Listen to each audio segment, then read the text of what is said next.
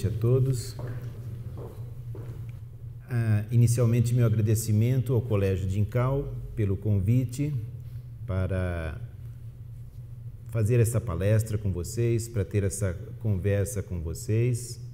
Como disse o professor Carlos, já há algum tempo temos procurado desenvolver um trabalho conjunto. Eu tenho procurado dialogar com os professores do Colégio Dincal no sentido de aprofundarmos nossos estudos, de debatermos questões relativas à educação escolar, a educação escolar como um todo, mas é claro, com um foco mais direcionado para o ensino médio, que é o nível de educação escolar com o qual trabalha o Colégio Dincal, mas discutir sobre o ensino médio, discutir sobre a educação dos adolescentes no ensino médio é algo que requer discutir a educação em geral, a educação escolar em todos os níveis, requer pensarmos a formação das pessoas, pensarmos a educação num contexto mais amplo. A perspectiva pedagógica com a qual trabalhamos é a perspectiva da pedagogia histórico-crítica. Respondemos à pergunta: qual a melhor educação para seus filhos? Exige que nós pensemos pelo menos duas coisas. Quando nós pensamos qual a melhor educação para uma criança, qual a melhor educação para um adolescente ou para um jovem, nós temos que primeiro responder: educação para o quê? Nós estamos formando as pessoas para o quê? Nós estamos formando as pessoas, por exemplo, para se adaptarem de maneira passiva e acrítica à sociedade existente, ou nós estamos formando pessoas que desenvolvam um pensamento crítico em relação à sociedade, que assumam posições em relação ao mundo no qual vivem, que assumam desafios e que lutem no enfrentamento desses desafios? Nós estamos formando pessoas, enfim, que lutem para fazer desse mundo no qual nós vivemos, dessa sociedade na qual nós vivemos, uma sociedade melhor? Essas são perguntas que a gente precisa responder. Por outro lado, também precisamos responder perguntas relativas à pessoa que está sendo educada.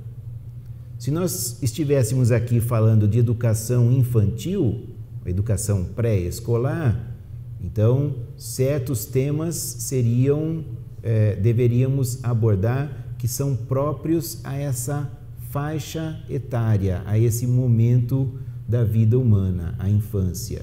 Se nós estivéssemos falando do momento em que a criança entra na educação escolar propriamente dita, ou seja, ingressa no ensino fundamental, outras questões seriam importantes, entre elas a questão do processo de alfabetização. Mas o tema posto para esta conversa, embora ele tenha sido formulado assim de maneira ampla, tem em vista, é claro, que estamos falando neste momento do ensino médio, de adolescentes que estão no ensino médio. Então, inevitável nós tratarmos de questões relativas a esse momento da vida humana, a adolescência. Aliás, um momento, em geral, muito mal compreendido pela mídia, muito mal compreendido pela nossa sociedade de um modo geral. Não poderei aqui entrar em muitos detalhes sobre a adolescência, mas algumas questões eu tenho que abordar.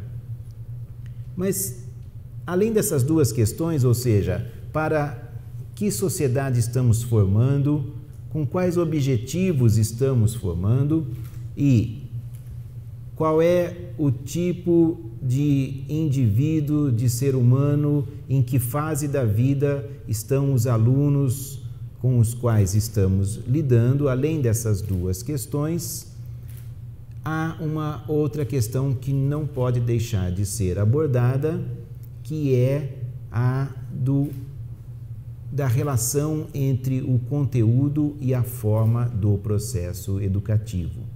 E não estamos falando aqui de qualquer processo educativo, estamos falando da educação escolar.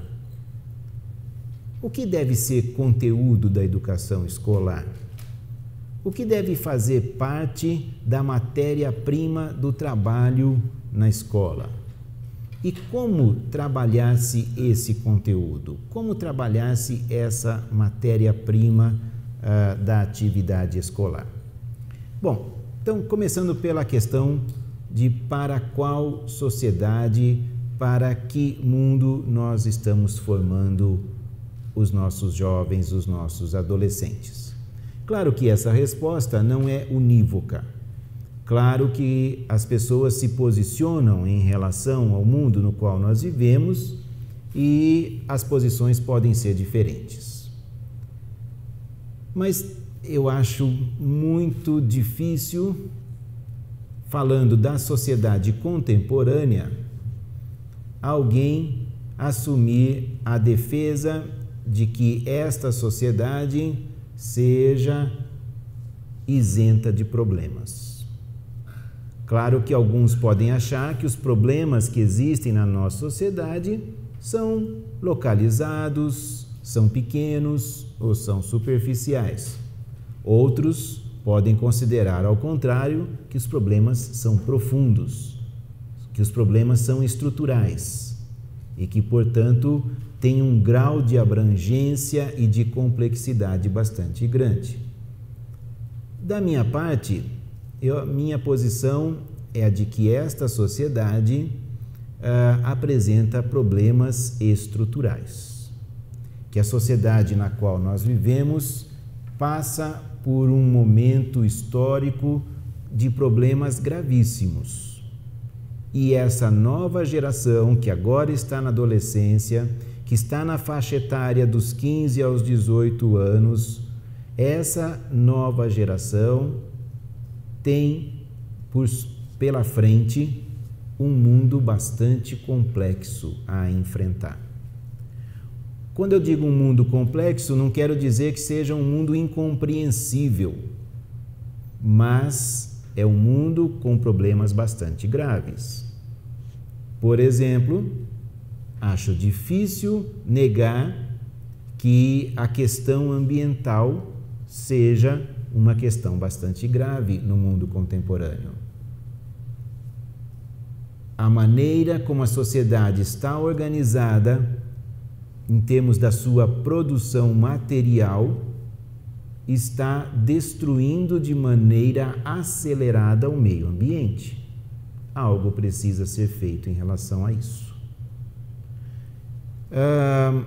E esse algo que precisa ser feito para mudarmos esse processo de destruição ambiental não pode ser constituído de soluções paliativas.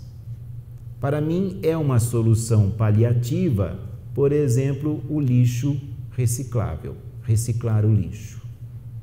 Não sou contra reciclar o lixo, mas isso não resolve o problema da destruição ambiental. Isso, quando muito, ameniza uma pequena parcela desse problema e deixa as pessoas com a consciência um pouco mais tranquila, pensando assim: estou contribuindo para que o mundo não seja destruído. Mas a verdade é que a produção, tal como ela está organizada na nossa sociedade, gera não apenas os produtos materiais dos quais a humanidade necessita, mas os gera de uma maneira, em uma escala e numa proporção que está levando a um processo de acelerada deterioração das condições ambientais no nosso planeta. E nós só temos esse planeta. Portanto, esse processo precisa ser revertido.